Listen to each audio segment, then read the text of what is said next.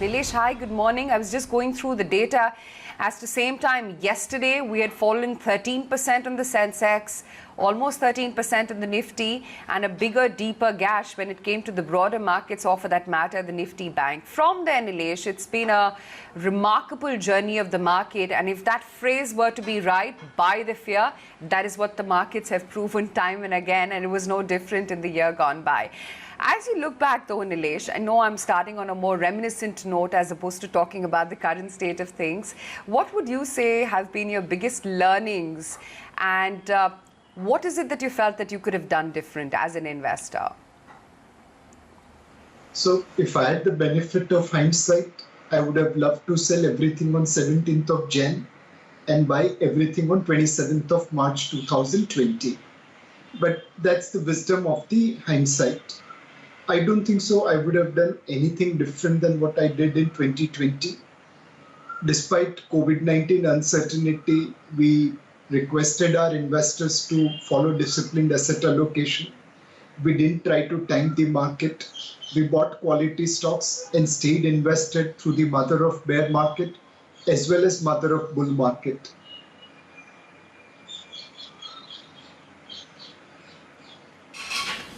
Yeah, absolutely.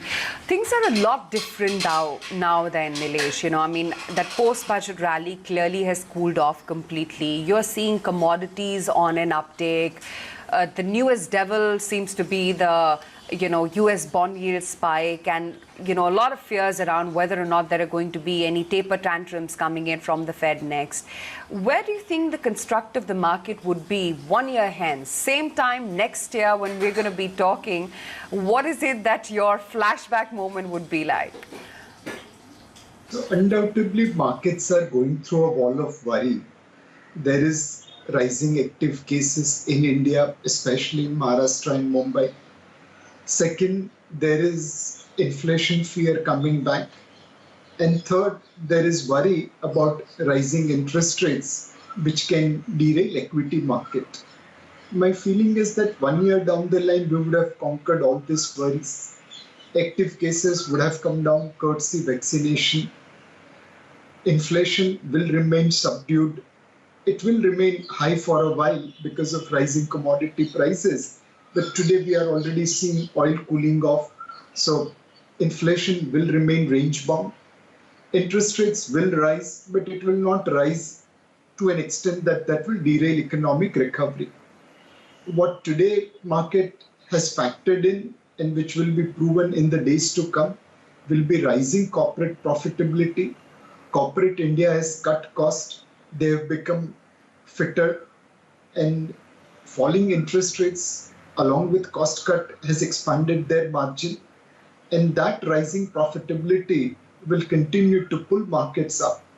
Obviously, the kind of return we saw between March 20 and March 21 won't be visible between March 21 and March 22, because at March 20 we were coming from a cheap market. March 21 is a fairly valued market.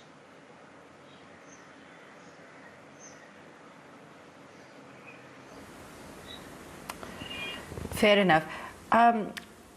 Nilesh, there has been a lot of talk with regards to diversification, trying to make sure that the portfolio is mixed. Is that coming from the point of view of having a balanced portfolio, or is that an optimistic view that there are that many opportunities in the market right now? How do you feel about things, particularly, as you said, as we enter into a more normalized state of things?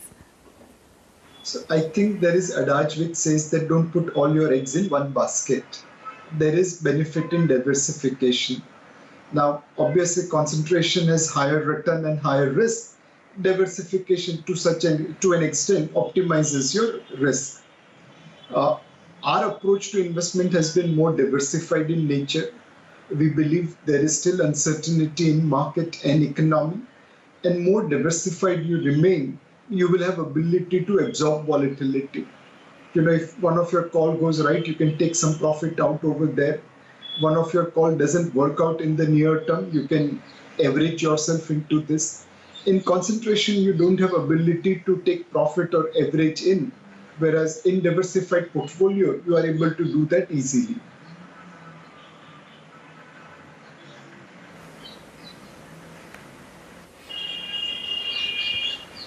Okay.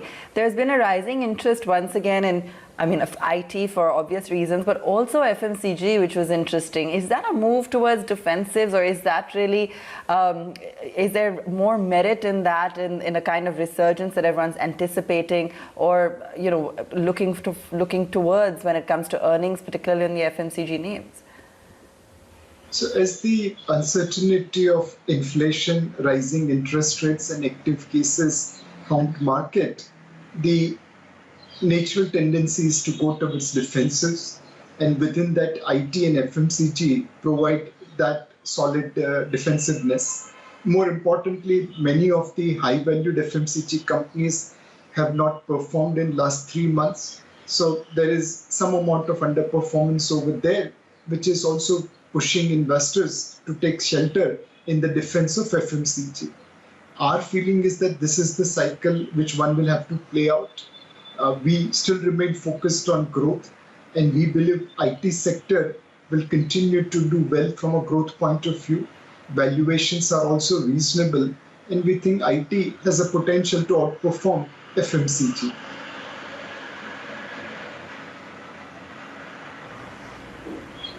Okay, so looking at some of those defensives and in particular IT. Good morning, Nilesh. Wanted to get in your take on the kind of commentary we're getting from the auto majors, clearly talking about how substantial price hikes are going to be inevitable.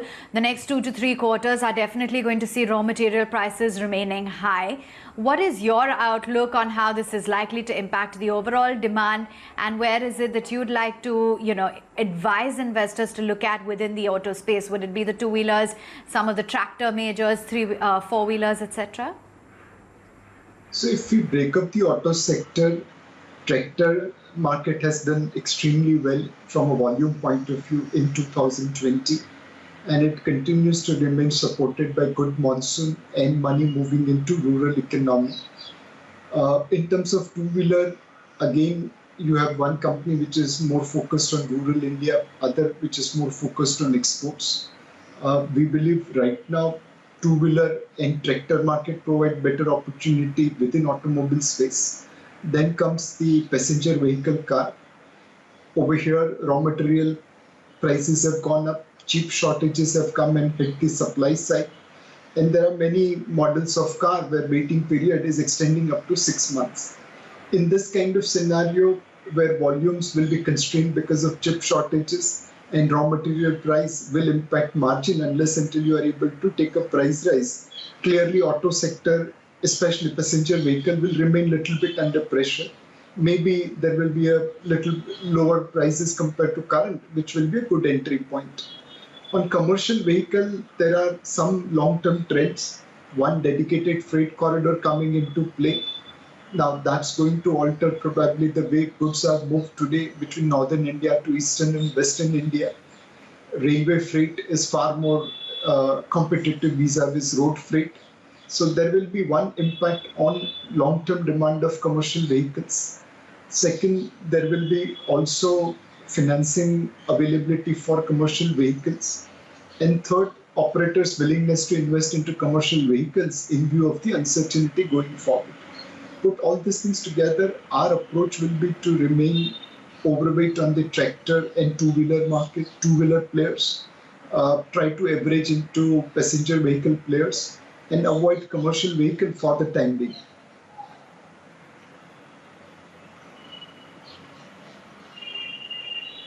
Nilesh, where do you stand when it comes to the valuation picture for the FMCG basket, for the pharmaceutical basket as well? Wanted to get in your take as to what you believe looks appealing at the current level. Would you think that you would veer towards more of the mid-cap names within this space?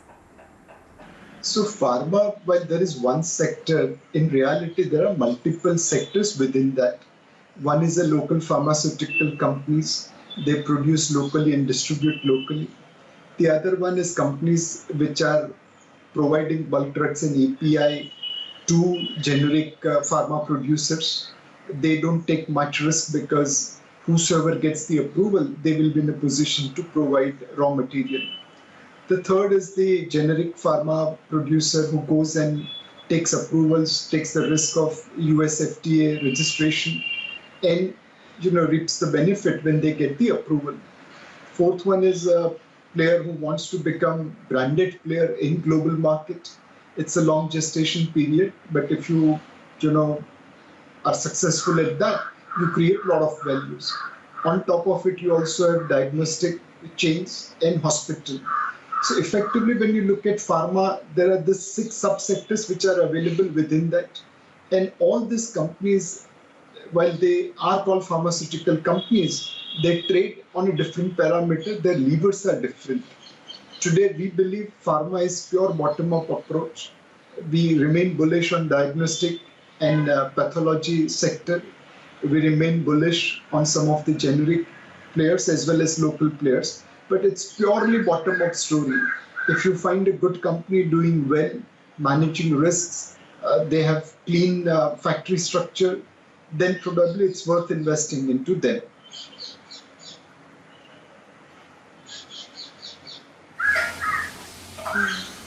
Nilesh, is there merit in tactically positioning yourself for the year ahead?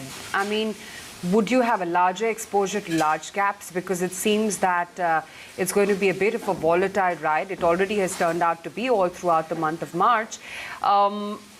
Maybe a larger exposure to large caps, lesser to mid and small caps. Is there merit in doing these kind of portfolio alignments, or would you say it continues to be a stock-specific market? So, Ayesha, there is not much difference in valuation between large, mid and small vis-a-vis their historical averages. In some sense, they are in equilibrium. Obviously, in a volatile market, large cap is likely to fluctuate much less compared to mid and small cap. But in small and mid cap stocks, entry and exit cost is also very, very high. So our recommendation at this point of time is to bear the volatility. You have seen a great return from March 20 lows. Even if you look at from Jan 20 highs, the return is still reasonably good. You need to bear some volatility because clearly inflation, active number of cases and interest rates is impacting market right now. But the underlying trend of profitability is good across large, mid and small. And maybe this is the time, not exactly like March 20, but somewhere similar to that from a volatility point of view, where every correction will be a good opportunity to invest.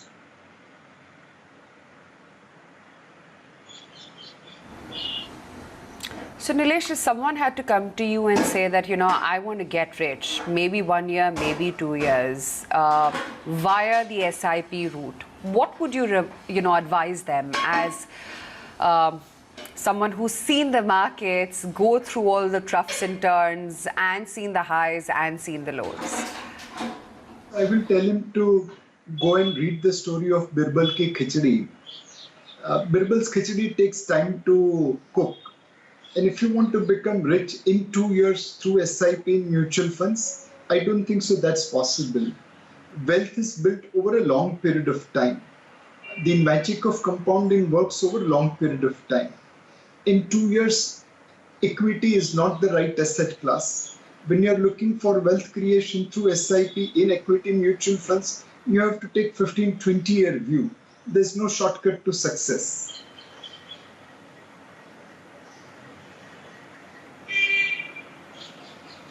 Indeed, there isn't as easy as last year may have looked.